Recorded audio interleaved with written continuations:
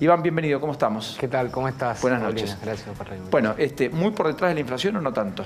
Sí, muy por detrás, y esto denota que la recesión ya va a hacer estragos en materia fiscal y compromete mucho la recaudación del año siguiente. Realmente la recesión que estamos viviendo hoy se está traduciendo en una menor recaudación en impuestos que tienen que ver con la actividad económica. Es decir, que el impuesto al cheque haya bajado tiene que ver con el movimiento de la economía y no con cuestiones relacionadas con las ventas. Recordemos que justamente lo criticable de ese impuesto es que no está atado a ninguna manifestación de capacidad contributiva concreta, sino que justamente funciona de manera independiente a partir de los flujos de dinero, y que se haya recaudado por debajo de la inflación en función a lo que se recaudaba hasta el año pasado, tiene que ver justamente con que la recesión se está haciendo notar. O sea que esta recaudación es fruto o hija de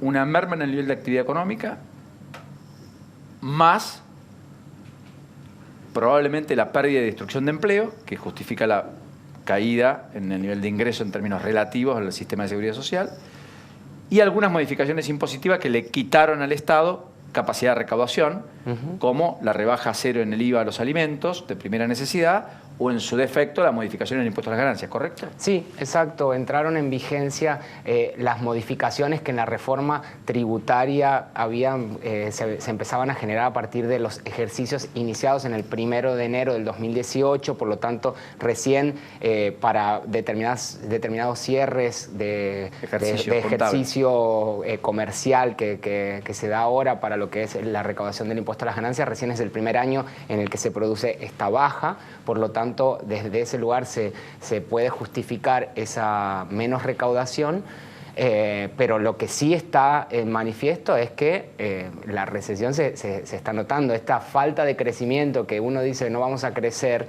se traduce en menor actividad y en menor recaudación de impuestos. Y esto compromete mucho a lo que tiene que ver con el próximo año y al nuevo mandato ya sea si es reelecto el presidente Macri o del nuevo presidente, ¿no? Porque claramente las ventas y los ingresos que no se registran hoy va a ser justamente recaudación menor futura en función al impuesto a las ganancias que se pague el año que viene, y teniendo en cuenta nuestro sistema que justamente se cobra por anticipado gran parte de los impuestos vía retenciones y anticipos. A eso iba, Iván, porque pensando en el mediano plazo, ¿entendés que la estructura hay que modificarla? En algún momento hay que discutir una reforma integral tributaria, lo hemos hablado en más de una oportunidad de tiempos acá. Eso está pendiente en la Argentina. Pero al mismo tiempo hoy la estructura con la que cuenta el próximo presidente o el mismísimo Macri si es reelecto, es una estructura que le va a obligar al próximo presidente a revisar cómo generar más recursos para poder financiar un gasto que va a ser creciente, en ningún caso va a bajar, ¿o me equivoco? Sí, o sea, se va a tener que revisar todo, porque claramente el sistema bajo el cual hasta ahora se viene recaudando es totalmente anacrónico con la realidad que estamos viviendo, y a su vez con esto que se estaba hablando. O sea, nuestros competidores tienen, que son los países de la región, tienen sistemas tributarios que justamente tienden a la baja. Brasil está discutiendo ahora su reforma fiscal con un montón de modificaciones y que justamente va a competir con nosotros en cuál país es más barato para que puedan venir a hacer inversiones, ¿no? Además de las cuestiones cambiarias que tienen que ver con el cepo y que eso restringe el flujo de inversiones. Ahora, hoy Macri anunció hizo una promesa respecto a, si gana, que el monotributo, el salto al responsable inscrito no va a ser como es en la actualidad. ¿Usted cree que hay una posibilidad de un camino intermedio en ese aspecto? Sí. Que en caso de ser electo Alberto Fernández tiene que hacer eje ahí para que se pague más monotributo, que la gente vada menos. Sí, el monotributo es un gran tema de discusión. Hay muchísima gente dentro del régimen fue un régimen súper exitoso respecto a la formalización de la economía, pero claramente hay contribuyentes que hoy por hoy se encuentran solapados dentro de ese régimen y no deberían estar ahí, deberían estar en el régimen general. Realmente el salto entre monotributo y el contribuyente del régimen general es demasiado alto, por lo tanto se produce esto que se conoce, digamos, como el enanismo fiscal, porque la gente subvalúa sus ventas para no pasarse al régimen, y esto hace que se produzcan realmente un montón de atropellos, incluso del propio fisco, porque en la búsqueda de que cada uno esté bien categorizado, incluso se producen atropellos en el sentido de que se presumen que en función a tu calidad de vida no podés ser monotributista. Claro. Realmente está totalmente desvirtuado. Hay mucha especulación, porque imagínense que una empresa que se deduce el pago a un monotributista se ahorra el 35% de ese pago, claro, y el monotributista termina pagando en razón al 8% de lo que está facturando. Por lo tanto, ahí se produce como un pequeño paraíso fiscal interno, lo llamo yo, dentro del monotributo, y que debe ser revisado. Pero más allá de eso, el problema que tenemos hoy por hoy es que la recaudación va de la mano de los ciclos económicos. Claro. Y en un ciclo económico recesivo, con poca visión de que esto mejore en el corto plazo, van a estar comprometidos los recursos del año próximo.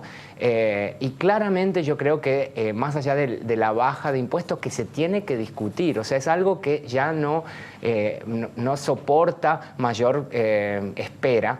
Se tiene que discutir el problema del gasto, ¿no? Hace pocas semanas trascendió el costo político que implica mantener un diputado o un senador en nuestro país en relación con lo que cuesta en otros países. Esto trascendió en los medios, y claramente es una discusión que todo el mundo está evitando y que claramente debe ser abordado, porque no hay más plata de dónde sacar. Al contribuyente ya no se le puede cobrar un peso más de ningún lado.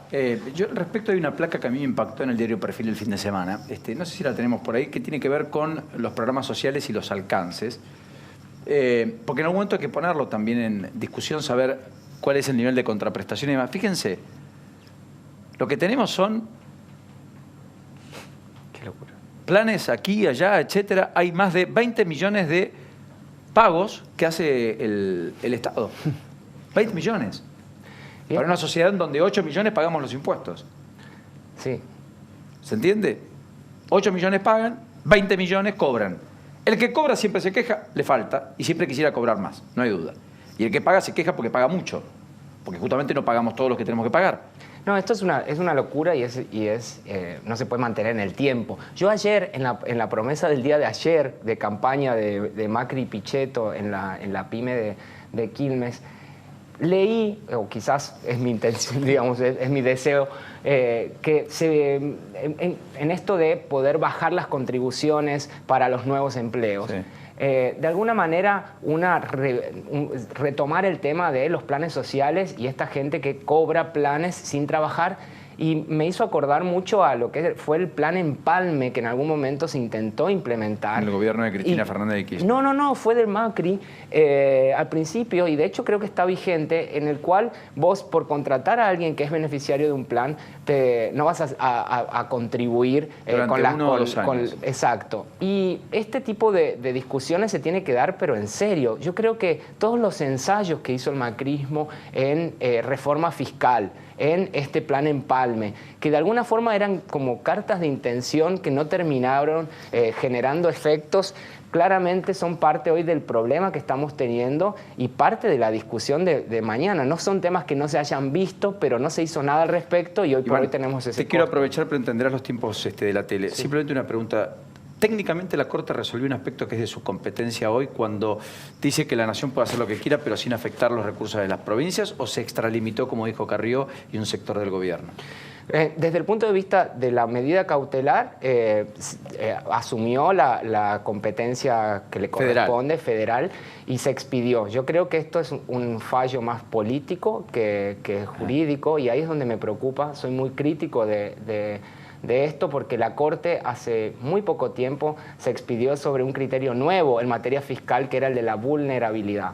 y si no se acepta una baja de impuestos teniendo en cuenta la vulnerabilidad que estamos viviendo hoy y en el grado de pobreza en el que estamos, siendo cómplices de prácticamente toda la dirigencia política de los gobernadores que no pueden bajar impuestos y no cumplen sus pactos, realmente creo que estamos en un problema y soy muy crítico de esa medida cautelar que no solo afecta al gobierno que va a terminar su mandato el 10 de diciembre, sí, o sea reelecto o no, sino que afecta al resto del país, porque aparte lo que está haciendo es convalidando que una baja de impuestos debe pasar por una cantidad de burocracias que claramente no está a la altura de las circunstancias de la realidad, y no sé qué realidad viven, porque aparte que los jueces de la Corte que no pagan impuesto a las ganancias digan que el resto de los ciudadanos sigamos pagando el impuesto más regresivo que hay en el sistema, que es el impuesto al valor agregado, incluso sobre la canasta de alimentos para una pobreza cercana al 50%. Bien, pero hay una competencia original que es del Congreso de discusión de impuestos, si no cualquier presidente por impuestos podría determinar lo que se le plazca. El gobierno ha hecho un decreto de necesidad de urgencia, pero urgido por la circunstancia electoral, no por la necesidad de la urgencia de los pobres. ¿Me explico lo que quiero marcar? Sí. O sea, el tema jurídico en este punto se podría haber expedido respecto a dejar en stand-by hasta tanto pueda ser convalidado por el Congreso, como lo hizo en muchos otros casos. Por ejemplo, el Fondo Sojero. Exacto, el Fondo Sojero también lo hizo respecto al fallo del impuesto a las ganancias para esta jubilada, que justamente dice hasta tanto en el Congreso no saque un nuevo impuesto que tenga en cuenta la vulnerabilidad de esta franja etaria, este impuesto es inconstitucional. No hizo nada de eso y dejó unos antecedentes nefastos y terribles para el futuro.